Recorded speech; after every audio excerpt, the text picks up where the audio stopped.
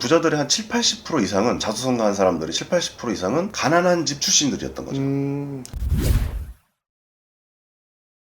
원래는 절판이 됐던 도서인데 네네네. 중고 시장에서 네. 20배가 넘는 가격으로 그쵸. 오히려 거래가 되어서 이렇게 재출간된 내용이 있더라고요. 네. 이게 참 웃긴 게 저도 책을 처음에 이제 냈을 때 잘 나가지가 않았어요. 판매가 안 됐었어요. 네. 뭐 한 몇 개월 지나고 나서 어느 순간 갑자기 싹 다 팔리더라고요. 문의 메일이 오더라고요. 재출간을 할 왜 안 하느냐, 이거 왜 안 나오냐, 왜 절판됐느냐. 중고시장에서 사람들이 이제 연락이 오는 거예요. 중고시장에서 지금 10배가 넘게 팔린다, 뭐 15배가 넘게 팔린다. 그러다가 부동산 경매 수강생분이 20배 넘게를 샀지만 26만 원을 넘게 주고 샀지만 굉장히 좋았다, 감사하다 이런 거더라고요. 책에서 또 없는 부분들이 있어요. 왜냐면 책으로 집필하기가 좀 어려운 것들, 네. 이슈가 될 만한 그렇죠. 예민할 수 있는 그런 것들은 또 이 자리를 통해서 또 얘기도 하고. 책보다 더 깊은 내용을. 그렇죠, 그렇죠. 야, 역시 고수님이십니다. 오래전부터 장사와 사업을 하시고 그 네. 과정에서 정말 찐 부자분들을 많이 만나셨더라고요. 네네네. 그럼 이렇게 만나시면서 부자가 된 사람들은 결국에는 어떠한 특징이 있었는지 딱 엑기스만 알려줄 수 있을까요? 예, 이게 장사나 사업이나 뭐 이렇게 하다 보면 돈 많은 사람들하고 이제 교류를 하게 돼 있어요, 자연스럽게. 네, 그렇게 그렇죠. 교류를 하게 되면서 어느 순간 그런 생각이 들더라고요. 문득 부자가 뭘까라는 어떤 그런 생각이 좀 들 때가 있었어요. 왜 그러냐면 어떤 사람은 돈이 진짜 많아요. 진짜 많은데 너무 그 돈 쓸 시간조차 없을 정도로 바빠요. 예, 주말에도 일을 하고 거의 뭐 가족들은 거의 뭐 비서 역할을 하고 그런 사람들 보면서 아, 과연 저 사람들도 부자라고 하는 게 맞을까, 어떤 약간 부자라고 하기에는 부족하지 않을까 싶어가지고 제 나름대로는 부자를 약간 어떤 철학적인 관점에서 세 가지의 자유를 가진 사람으로 이제 정의를 하게 됐어요. 네, 그게 먼저 이제 시간의 자유. 당연히 이제 부자는 어느 정도 여유가 항상 있어 보였죠. 네. 뭐 시간도 자유자재로 통제를 할 수 있었고, 그리고 관계의 자유.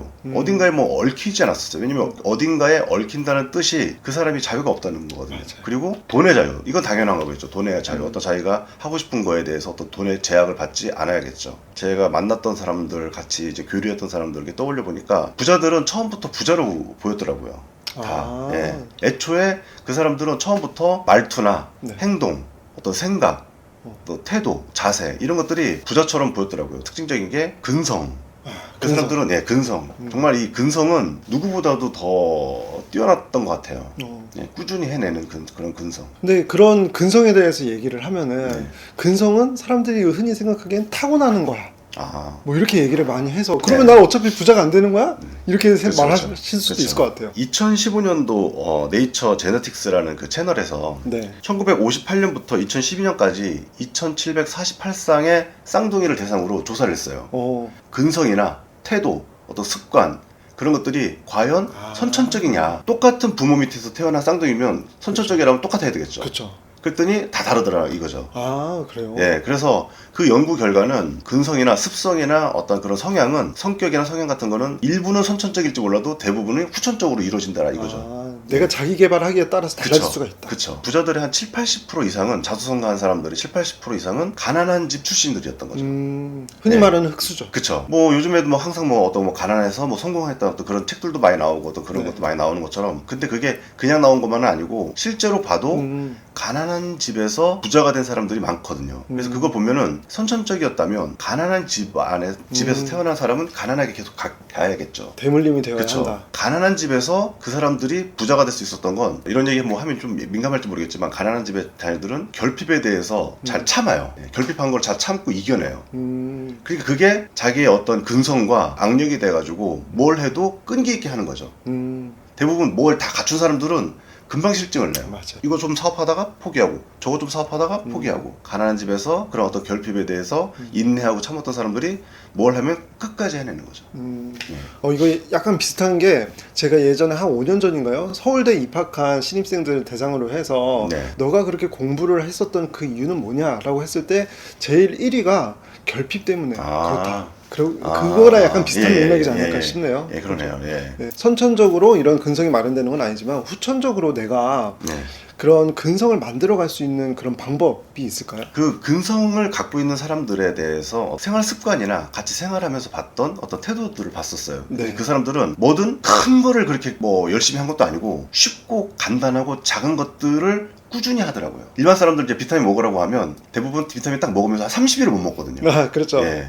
바로 효과가 나타나지 그쵸. 않으니까. 그리고 저도 뭐 카페를 운영하지만 네이버 그 카페에서 출석부를 봐도 출석부를 30일 이상 꾸준하게 출석하는 사람들이 없어요, 거의. 아, 그렇죠. 그런 어떤 작은 것들을 꾸준하게 하는 사람들의 보면 태도나 그런 자세를 보면 약간의 그게 근육이 돼서 점점 더 큰 것도 꾸준하게 해낼 수 있는 힘이 되더라고요.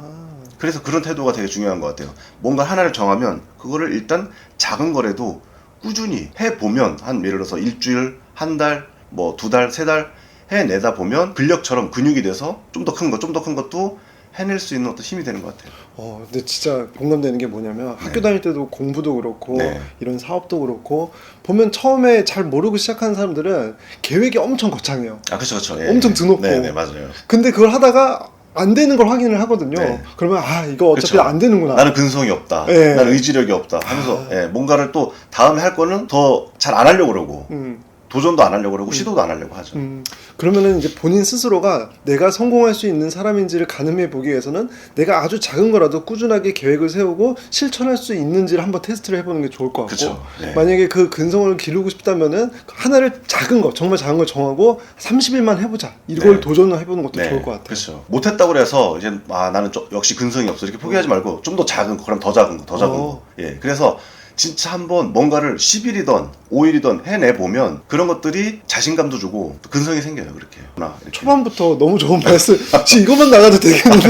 아, 감사합니다. 예. 그러면은 이제 하나의 특징이 그거고 근성과 관련된 내용이고요. 그 다음 특징은 또 어떤 게 있을까요? 부자들의 또 재미난 특징 중에 또 하나가 걱정을 통제한다는 거예요. 보통은 걱정 없는 사람들은 없거든요. 이게 사람들은 맞아요. 다 뭘 할 때 다 걱정을 해요. 뭐 작은 걸 할 때도 그렇고 그런 어떤 대부분의 사람들은 그 걱정에 빠져서 맨날 고민하고 뭐 이렇게 하다 보면 확장을 하죠. 그 걱정이 계속 더 커지죠. 뭐 그러다가 심지어는 지구라도 멸망하면 어떡하나라는 어떤 그런 말도 안 되는 걱정도 많이 하거든요. 네. 성공한 부자들은 걱정을 통제하는 방법을 다 갖고 있더라고요. 자기만의.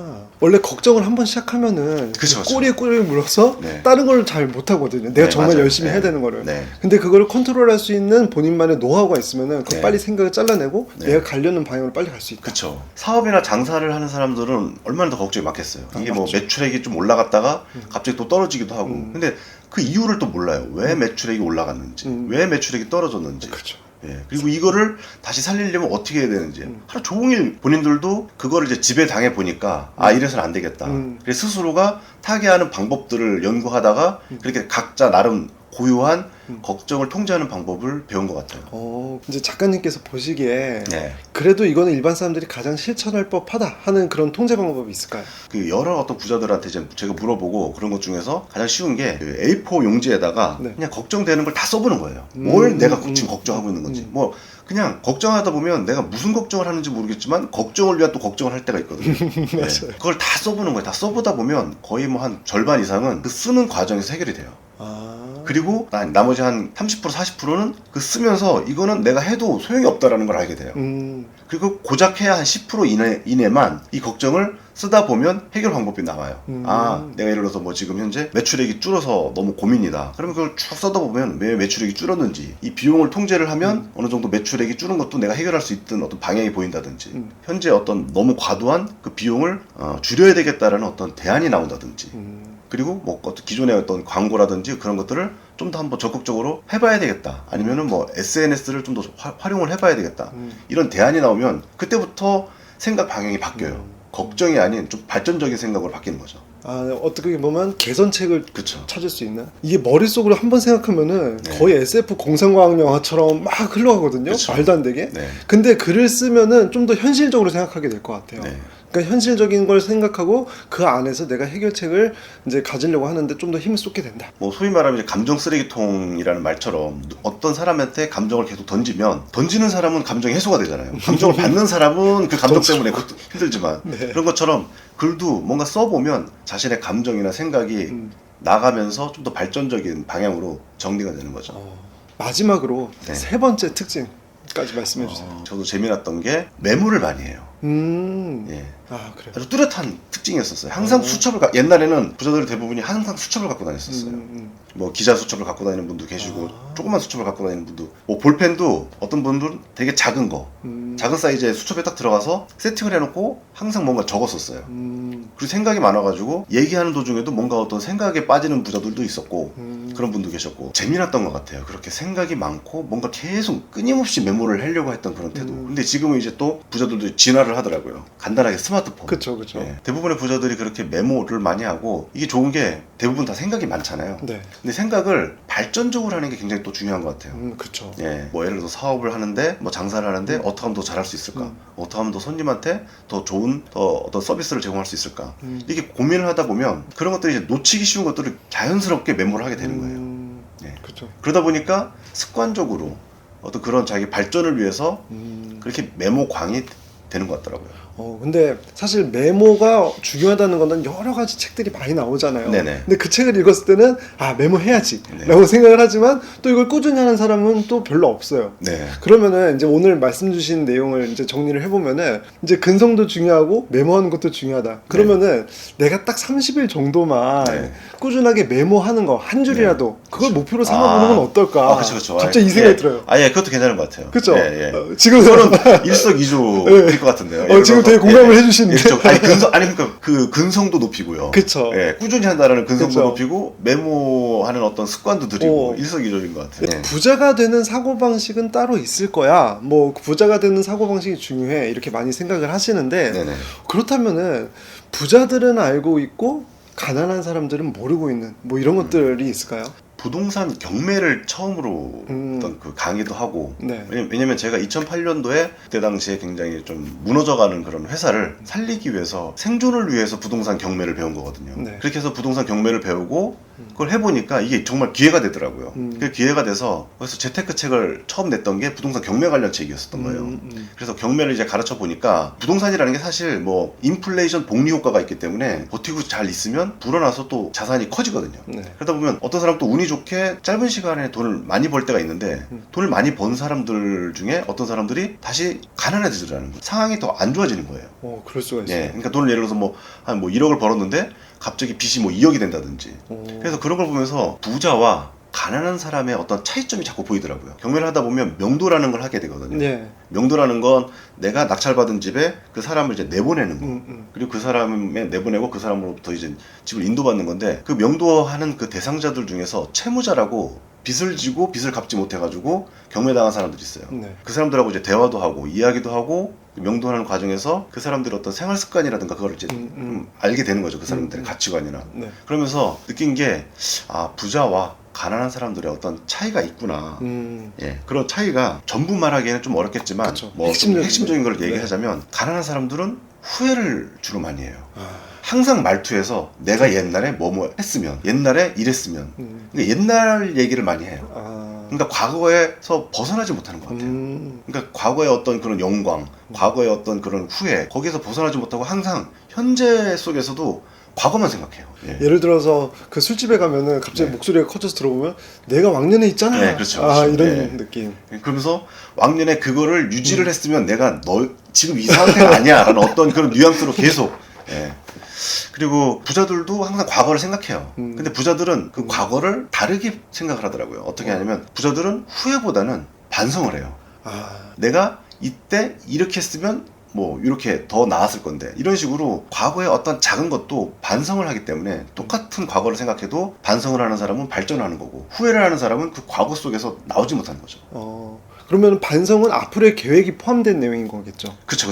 그렇죠. 내가 과거에 후회만 하면은 그 과거 속에서 끝나는 거고 그쵸. 반성이라는 건 미래지향적인 내용까지 포함이 된다. 네. 후회는 과거에서 앞으로의 계획이나 그런 게 하나도 진짜 없이 그냥 그것만 계속 그리는 거죠. 그거에 대해서 자기만 자책하고. 근데 그 자책을 또 하면 또 자신감도 더 없고 뭔가 스스로가 발전적인 생각을 더 못해요. 위축이 돼서 자기 스스로가 자신을 탓하는데 남들도 자신을 탓하고 나도 나를 탓하는데 그럼 내가 어떻게 발전할 수 있겠어요? 그렇죠. 예. 근데 부자들은 자책보다는 반성을 하는 거죠.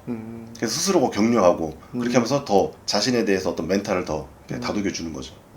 사실 이게 엄청 작은 차이라고 볼 수도 있거든요. 네. 그래서 근데 그리고 사람들이 자주 하는 생각이기도 하고요. 과거에 대한 생각은 다 한 번씩은 하잖아요. 그리고 그쵸. 누구나 살면서 한 번쯤은 좋았던 시기가 있었기 맞아요. 때문에 그래서 내가 그 시기를 떠올렸을 때 어떤 생각을 하고 있는지도 잘 살펴볼 필요가 있을 것 같아요.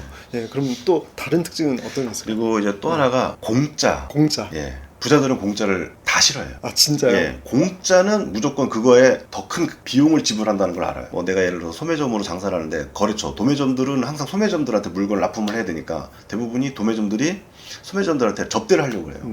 뭐 같이 뭐 식사도 하자, 뭐 좋은 곳에 데려가겠다, 뭐 맛있는 걸 대접하겠다, 그리고 뭐 선물을 드리겠다, 뭐 그러면은 초보 장사꾼이나 좀 잘 모르는 사람들은 그걸 넙죽넙죽 잘 받아요. 왜냐면 내가 그만큼 물건을 써주니까 나한테 그걸 하는 당연한 보답이라고 생각을 하니까 그걸 받아요. 근데 그걸 받으면 그때부터 그 공짜를 줬던 관계에서 헤어나지 못해요. 예를 들어서 내가 접대를 뭐 100만 원어치 받았어요. 그럼 접대 100만 원어치 받으면 어떻게 하든지 그 100만 원 접대한 사람은 100만 원에 대한 비용을 뽑기 위해서 물건을 그렇지. 비싸게 공급을 해도 난 그 비싸게 받아도 그 물건을 값을 깎지를 못해요. 접대는 접대대로 뭐 예를 들어서 공짜를 받고 거래를 안 한다. 그러면은 오히려 걔네들 거기 약점을 갖고 공격을 해요. 저기는 어떤 그런 상도가 없다. 그냥 돈만 받고 뭐 했다. 뭐 접대 받고 했다.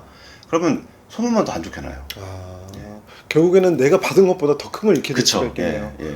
일반 사람들은 솔직히 말하면 공짜라고 하면 그쵸. 다 좋아하잖아요. 네. 근데 부자들은 정말 한 분도 좋아하시지 않는. 예, 그게 예를 들어서 직장 생활하면서 누군가 뭐 주면 그냥 받아도 뭐 큰 뭐 탈이 없어요. 그쵸. 근데 직장 생활만 해가지고 솔직히 얘기해가지고 좀 부자 되기가 어렵거든요. 맞아요. 이게 소득 규모 자체가 다르고 물론 이제 그런 어떤 다루는 돈도 다르고 어떤 생각도 달라요. 그래서 보통 대부분이 부자들은 뭐 장사나 사업 그리고 뭐 투자 이걸 하는데 그런 분야에서 공짜를 뭔가를 받으면 그만큼 그 이상의 많은 비용을 더 치르게 돼 있는 거죠. 근데 앞에서 말씀하신 게 갑자기 생각나는 게 내가 이 사람의 물건을 도매상으로부터 사줬으니까 네. 공짜를 받는 게 당연한 거야라고 사람들이 생각하는 경향이 있다고 네, 하셨는데 네. 보통 사람들이 내가 누군가에게 뭔가를 해주면은 그거를 좀 더 크게 생각하는 경향이 있잖아요. 예, 맞아요. 근데 부자는 그렇지가 않고 딱 그냥 객관적인 그 거래로만 생각하는 게 가능하기 때문에 네. 공짜를 안 받을 수도 있고 네. 더 큰 게 따를 수도 있고 이렇게 그렇죠. 생각할 수 있어요. 차라리 그거 뭐 100만 원 접대 안 받고 차라리 100만 원어치 싼 데서 물건을 공급받고 그래야지만 경쟁력도 올라가고 뭐 가격 경쟁력이 올라가니까 장사도 그러니까 이게 접대를 많이 받는 어떤 그런 장사꾼들이나 사업가들은 스물스물 망해가거든요. 그 망해가는 이유가 일단 접대를 많이 받는 곳은 경쟁력이 안 돼요. 예. 이쪽에서 100만 원 접대를 받으면 이쪽에서는 비싸도 써야 되니까 딴 데서는 싼 데만 싸가지고 가격 그만큼 소비자들한테 싸게 공급을 하는데 나는 비싸게 공급받아가지고 싸게 공급을 못하니까 가격 경쟁이 안 되는 거죠. 예. 그런 식으로 더 많은 대가를 계속 치르게 돼요. 진짜 이게 무서운 말인 것 같아요. 나도 모르게 망해간다. 그렇죠. 투자에 대해서도 조금 말씀해 주실 수 있을 것 같은데요. 네. 투자 같은 경우에도 내가 노력하지 않는 뭐 공짜로 돈을 벌게 해주겠다.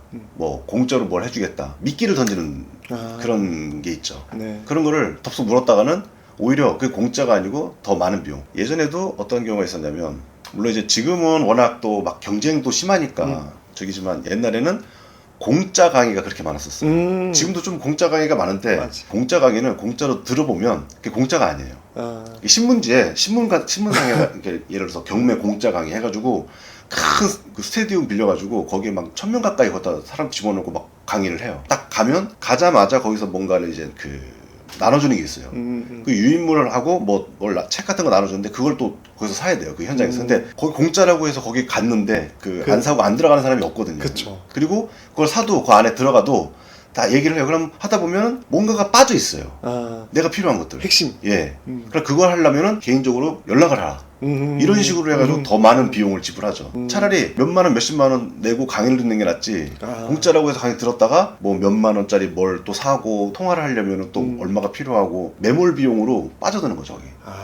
예. 일종의 상수. 예, 그래서 그런 투자에서도 그런 게 되게 좀 많이 있죠. 그리고 세 번째로 이제 꼽을 수 있는 건 돈을 비율로 생각한다는 점이에요. 이거는 네. 생소한데. 네. 부자들은 돈을 퍼센테이지로 생각을 해요. 가난한 사람들은 돈을 단순한 수치로만 예를 들어서 10만 원은 작은 돈, 1억은 큰 돈 이런 식으로 가난한 사람들은 생각을 하는데 부자들은 예를 들어서 10만 원을 벌었다 그러면은 가난한 사람들은 10만 원 벌어? 그럼 난 안 해 이렇게 나오는데 네. 부자들은 그 10만 원을 어떻게 얼마를 들여서 벌었는지를 따져요. 그래서 이 10만 원이 수익률이 좋은 거다. 그럼 그 10만 원을 벌기 위한 노력을 하고 그러니까 방법을 다 따져보는 거죠. 가난한 사람들은 10만 원을 버는 방법이야 라고 하면 10만 원 벌어서 뭐 해? 하고서 아예 과정이나 뭐 공부나 어떤 연구나 어떤 그런 걸 하지 않고 그냥 딱 끊어요. 그냥 10만 원을 무시하면서. 그러니까 발전이 없는 거죠. 그리고 부자들은 10만 원? 그래 그거 어떻게 벌었는데? 얼마를 들였는데? 뭘 해서 벌었는데? 이렇게 해서 퍼센테이지를 알아요. 그러니까 뭐 예를 들어서 100만 원을 들여서 10만 원을 벌었다. 그러면 굉장히 수익률이 좋은 거니까 그걸 배워요. 그래서 어떻게로 그쵸. 자연스럽게 이어지는 예, 그리고 어떻게 하는지 방법에 대해서 습득을 하는데 가난한 사람들은 10만 원 벌려면 안 해. 이렇게 하니까 방법도 몰라요. 근데 1억을 벌기 위해선 10만 원을 먼저 벌어야 돼요. 10만 원을 벌고 100만 원을 벌고 1000만 원을 벌어야지 1억이 되는 거지. 첫 계단을 못 가니까 가난한 사람들은 이 작은 돈의 기회를 놓치기 때문에 그 큰 돈을 벌기가 어려운 것 같아요. 근데 약간 다른 얘기는 수도 있는데 네. 그러다 보니까 오히려 이제 돈이 없는 분들이 좀 잘 속기도 하는 것 같아요. 1억 버는 방법. 맞아요. 맞아요. 예. 일확천금을 노리니까. 그쵸. 예. 근데 그게 아니라 10만 원부터 차근차근 단계를 밟고 네. 그 과정에서 내가 배우고 그거를 내가 시드머니를 더 모아서 그 방법에 더 대입을 해서 그쵸. 결국 복리 효과를 예. 누르는 그쵸. 그런 방법으로 부를 이루어야 된다. 네, 맞아요. 네. 사람들은 1억을 벌고 싶어 하는데 10만 원을 벌고 싶어 하는 거에 대한 관심이 별로 없어요. 근데 1억은 10만 원을 벌어봐야 똑같은 방법으로 그게 좀 더 확장하고 그 성장을 해서 1억을 버는 거지. 돈이라는 건 그냥 아무것도 안 하다가 갑자기 1억 탁 벌 수 없는 거예요. 그건 다 도박이죠. 그렇죠. 예. 10만 원이란 돈이 부자한테보다는 가난한 사람한테 더 소중할 수 있는 돈이잖아요. 그렇죠. 근데 가난한 사람들이 오히려 맞아요. 10만 원 딸이야 뭐 이렇게 생각하는 게 어떻게 보면 자기 기만 위선이다. 맞아요. 그래서 부자들은 그런 어떤 작은 돈도 뭐 소중하게 생각을 하기 때문에 가격 같은 것도 잘 깎아요. 근데 가난한 사람들은 가격을 잘 안 깎더라고요. 내 체면이 있는데. 예, 맞아요. 어떻게 보면 되게 사소하지만 이 사소한 차이들이 그 인생의 최종 결과를 갈라질 수 있는 그런 것들이 참 많은 것 같네요. 맞아요. 주식 투자와 관련된 채널이다 보니까 네네. 대부분 돈 모으기에 관심이 많으세요. 네네. 그래서 돈 벌려면은 네. 이것만큼은 절대 하면 안 된다. 이런 것들이 있을까요? 이거를 그 주제에 대해서 어떤 이야기를 말씀을 드리는 게 그 이 채널 구독자분들한테 굉장히 도움이 될까 좀 생각을 많이 해봤어요. 생각 많이 하고 저도 경험했던 거 그리고 저도 깨달았던 거 그게 가장 나을 것 같더라고요. 젊은 시절도 지났고 나이도 먹고 이렇게 하면서 느꼈던 건데 그런 것 중에서 하나가 요즘에 영앤리치라고 되게 유행을 하잖아요. 맞아요. 네. 이 영앤리치라고 유행을 하는데 이걸 보면 옛날에 뭐 90년대 뭐 2000년대 초반에 오렌지족이라고 맞아. 압구정 오렌지죠. 예. 그 오렌지족인데 그게 이제 자본주의 사회에서 좀 더 진화해서 나는 돈을 버는 오렌지족이다라는 어떤 그런 거밖에 안 되는 것 같아요. 영앤리치라고 그래가지고 막 돈 자랑하고 막 이렇게 하는 사람들을 보면 이건 그냥 사실 돈 쓰는 거지 전 돈 버는 게 아니거든요. 절대 아니에요. 저는 진짜 돈 버는 사람 중에서 명품 자랑하는 사람 한 명도 못 봤어요. 보면 돈 버는 사람들은 그걸 알아요. 돈 버는 게 힘이라는 걸 알아요. 돈 벌지 못하는 사람은 돈 쓰는 게 힘이죠. 예. 돈 버는 사람, 사업가라든가 어떤 이런 부자들은 그 부자들 자체로 돈 버는 게 힘이기 때문에 굳이 그거를 뭐 명품이나 이런 걸로 과시할 필요가 없어요. 그렇죠. 예. 하지만 돈을 벌지 못하는 사람은 그 힘이 없기 때문에 돈 쓰는 게 힘이에요. 그 사람들은 어디 가서 대우받고 돈을 써야 대우받으니까. 부자들은 돈을 쓰지 않아도 뭐 대우해주는 사람들이 많아요. 왜냐면 뭐 아까도 말씀드렸듯이 뭐 거래처라든지 어떤 이런 데서도 그 사람들은 돈 버는 게 힘이기 때문에 그 따르는 사람들이 많죠. 그런데 이 영앤리치를 보면 과연 저 사람들이 돈을 버는 사람들인가 싶은 그런 어떤 그 의심이 드는 경우가 많죠. 예. 그걸 사람들에게 보여줌으로써 오히려 다른 돈을 축적하려고 하는 건 아닐까. 예. 그리고 사업을 할 때 가장 또 조심해야 되는 게 이 사업을 하다 보면 물론 가장 금상첨화인 거는 내 돈 가지고 사업을 하는 거예요. 그리고 그 기업도 상장 안 하고 자기 돈 가지고 알짜로 하는 예를 들어서 워렌 버핏의 자회사인 대구텍 그건 그 상장을 안 하잖아요. 그냥 순수 자기 자본으로만 하는 회사예요. 알짜 기업이고 돈을 버는 그게 가장 좋지만 사업을 하다 보면 어쩔 수 없이 뭐 확장을 하거나 아니면 좀 어떤 사정 때문에 외부 자금을 투자를 받을 때가 있어요. 그럼 이제 투자를 받을 때 대부분 이제 투자 신청을 하면 그 심사관들이 와서 실사를 해요. 내부 어떤 그 사무실이라든지 어떤 그 생산 라인이라든지 이런 걸 실사를 할 때 대표이사를 만나요. 대표이사를 만날 때 대표이사의 옷차림이나 그런 걸 보고 명품이 있으면 바로 그건 과락이에요. 진짜요? 예, 왜냐면 그 사람들은 알아요. 대표이사가 돈을 잘 버는 방법에 대해서 연구를 하는 게 아니고 명품 브랜드를 외우고 있는 사람은 대부분 그거 나중에 그 명품 브랜드에 빠져가지고 결국엔 회사 돈을 손댈 수 있는 확률이 높다라는 걸 알아요. 횡령을 하거나. 그쵸. 그럴 수 있겠어요. 저도 약간 비슷한 얘기를 어떻게 보면 그 미용사분한테 들은 적이 있어요. 그게 무슨 말씀이냐면 그 저희 집 근처에 고급 주상복합 아파트가 있어요. 근데 거기서 오시는 분들이 오히려 대체로 옷이 허름하다고 생각보다. 뭐 이 얘기를 저한테 그냥 머리 깎다 그 얘기를 하시더라고요. 아주 그 얘기 들으니까 저도 또 어떤 그 부자분께서 얘기하는 게 또 생각나는데요. 부자 동네에는 세탁소가 없대요.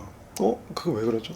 그게 부자들은 드라이 클리닝을 해야 되는 옷을 사질 않아요. 효율적으로.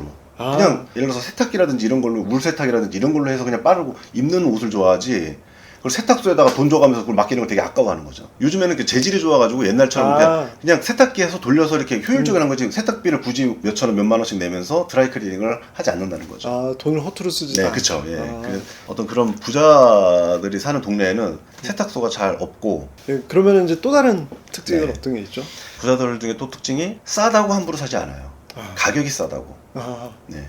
그게 굉장히 또 중요해요. 반성하게 되는데요. 네. 예. 이게 보면은 뭐 저 같은 경우에도 옛날에 젊었을 때 뭐 세일을 한다고 그러면은 괜히 세일을 하는 거 내가 사지 않으면 내가 손해인 것 같고 기회를 놓칠 것 같고 이래서 사요. 그걸 사갖고 집에 오면 별로 입지를 않더라고요. 지나고 보면. 예. 괜히 옷장에만 입고 잘 입지 않고. 왜냐면 이거는 내가 마음에 들어서 사는 게 아니고 그거 싸다고 해서 샀기 때문에 내 취향하고 또 안 맞는 거예요. 그리고 홈쇼핑 같은 데서 뭐 오늘만 특가 12종 뭐 해가지고 막 파는 옷들 같은 것도, 그것도 한번 사본 사람들도 이제 많이 계시겠지만, 사서 한번 이렇게 점검을 해보면 12개를 받아봐야 입는 건 한두 개밖에 안 돼요. 맞아. 예. 그 되짚어 보면 돈 주고 쓰레기를 산 거거든요. 그럼 버릴 때도 또 돈 내고 버려야 되잖아요. 맞아요. 네.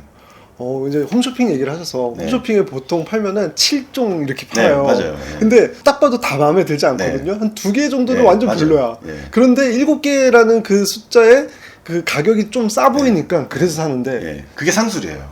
그것도 홈쇼핑의 상술이 뭐냐면, 보통 이제 생산을 하죠. 네. 그 예를 들어서 뭐 1번, 2번, 3번 해서 뭐 7개의 옷을 생산을 하면 그 중에서 팔리는 것만 팔려요. 안 팔리는 건 재고로 쌓여요. 네. 그럼 이걸 어떻게 되냐면, 재고로 쌓이면 결국에 또 폐기하는데 돈 주고 폐기를 해야 되잖아요. 그럼 가장 좋은 건 잘 팔리는 거와 묶는 거예요. 그래서 가격을 내리는 거죠. 그리고 잘 팔리는 것만 입고 이렇게 그 핏을 보여주면 사람들은 전부 그 옷이 다 그렇게 좋은 건 줄 알고 그걸 사요. 네. 네. 그래서 그런 상술에 잘 속질 않죠.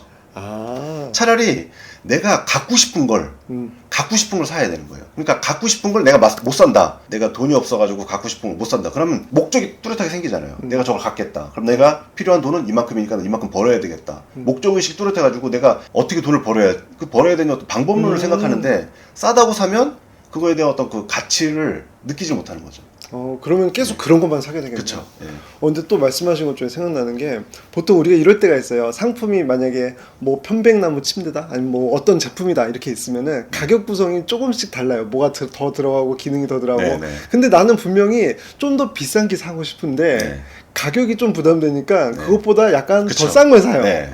네. 근데 사실 그것도 파는 입장에서 다 그 상술에 맞아요. 의해서 구성을 하는 거잖아요. 네네. 그러고서 사놓고서 더 비싼 거 살 거 맞아요. 하면서 중고로 팔고 그렇죠. 더 비싼 거 나중에 사고. 네, 그렇죠. 그리고 더 비싼 거를 뭐 미루다가 못 사거나 네. 뭐 그런 식으로 되는데, 그게 그러니까 사고 싶은 걸 사야지 싸다고 사면은 그게 습관이 되는 거예요. 그러니까 습관이 돼가지고 오히려 더 안 좋은 습관으로. 그러니까 맨날 보면 중고거래하는 사람들은 중독적으로 중고거래 하거든요. 맞아요. 많이 했어요. 예. 내가 필요한 거를 사서 그거를 잘 쓰는 게 아니고 그냥 그 사람들은 사기 위해서 중고거래를 계속 하는 것처럼 중고거래를 해요. 저도 회사에서 저희 직원들 중에서 그런 직원들을 굉장히 많이 봤거든요. 맞아요. 그래서 물건만 싸놔요. 예를 들어서 키보드다. 그러면은 키보드도 하나 딱 사가지고 잘 쓰는 게 아니고 키보드를 진짜 산더미처럼 싸놓고 있더라고요. 그래서 왜 그렇게 키보드를 산더미처럼 싸놓고 쓰냐고 그러면은 마음에 안 들어서. 그러니까 자꾸 싼 걸 자꾸 사니까 마음에 안 드는 거예요. 차라리 그럼 비싼 돈 주고 사라고 하니까 그건 비싸잖아요. 근데 결국에는 그렇게 할 거면은 그 시간과 그 노력과 그 돈이면은 결국엔 비싼 거 사고도 남는 그럴 때가 많아요. 그러니까요. 그걸 다 합치면 진짜 비싼 걸 사고도 남죠. 그래서 여기서 말씀드리고 싶은 거는, 제 포인트는 제가 생각했을 때는 무조건 비싼 걸 사라 이것도 아니에요. 내가 원하는 게 뭔지를 정확하게 알고 그에 맞는 소비를 해야지 그게 정말 부자의 자세이다. 네, 맞아요. 그렇죠. 정확하게 내가 원하는 걸 정확하게 알고 그걸 사기 위한 노력을 해야 그래야지 돈을 버는 거죠. 노력도 수반이 되어야 한다는 점. 요거는 이제 마치면서 제가 말씀을 드리고 싶었던 게 있는데, 예전에 어떤 제 지인이 저한테 이제 묻더라고요. 뭐 주식 고수라고 혹시 아무개 씨 아냐고 이렇게 묻더라고요. 저도 2004년부터 주식이라든가 뭐 이런 거 투자를 했지만, 그리고 투자를 하면서 뭐 공부도 하고 뭐 강의도 듣고 뭐 소위 말하는 뭐 리딩도 받아보고 했지만 그 아무개 씨라는 사람을 들어본 적이 없어요. 그래서 모르겠다 했는데 요즘 되게 유명한 주식 고수라는 거예요. 그러면서 되게 돈도 많이 벌고 슈퍼카도 몇 개고 뭐 좋은 집에서 살고 막 그 얘기를 하는 거예요. TV에도 나온다고. 그래서 한번 봤어요. 딱 보니까 저는 딱 처음에 보자마자 그 사람이 사기꾼인 걸 알겠더라고요. 지인한테 얘기를 했어요. 딱 봐도 저 사람은 좀 사짜 기질이 너무 나는 것 같다. 저 사람이 주식 고수일리는 내가 겪은 경험과 상식 수준에서는 아니다. 그렇고 하고서 그냥 넘어갔어요. 그러다가 어느 좀 시간이 지나고 나서 그 지인이 다시 연락이 왔어요. 연락이 왔는데 저한테 그러더라고요. 그 사람이 어떻게 사기꾼인 걸 알았냐는 거예요. 그래서 왜 그러냐니까 그래서 감옥 갔다는 거예요. 그래서 그래서 내가 그걸 뭐 딱히 아는 것도 아니고 내 경험에 의하면 그렇게 돈 자랑하는 고수는 없었다. 예. 그리고 그 사람이 사기꾼이라는 걸 딱 알겠는 게 대부분에 보면은 그렇게 자랑을 해요. 예. 돈 자랑, 차 자랑, 집 자랑. 예. 그런 자랑하는 사람들 치고 진짜 부자는 많이 없어요. 정말. 그 채널을 시청하시는 구독자분들께도 제가 이제 좀 경험상 어떤 노파심의 어떤 경험자로서 말씀을 드린다면 자랑하는 사람들에게 굳이 그 사람들을 추종을 하고 거기에서 뭔가 배우려고 힘들 필요가 없다는 거예요. 왜냐하면 조금 전에 제가 말씀드렸던 그 지인의 사례에서도 그렇게 돈 자랑하고 자랑하고 하는 사람들한테 배울 게 없거든요. 오히려 그 사람들한테는 오히려 돈을 쓰게 돼 있어요. 계속 그 사람들은 돈을 쓰는 방법을 요구할 거예요. 예, 그런 것처럼 진짜 배우려고 하는 거는 자랑하지 않는 사람들, 경험으로서 얘기하는 사람들 중에서 더 배울 게 많다는 거죠. 네. 이거 사실 저도 이거를 네. 누군가에게는 말하고 싶은데 어떻게 보면 조심스러울 수 있는. 액션 이게 되게 민감해요. 그쵸. 예, 저 같은 사람이야 이렇게 얼굴 가리고 나와가지고 쉽게 이렇게 막 날 것 그대로 얘기하겠지만, 예, 그게 사실 좀 민감하겠죠. 예, 네. 대신 말씀해 주셔서 감사합니다. 예, 예. 네, 그럼 오늘 촬영 여기까지 하겠습니다. 네네. 네.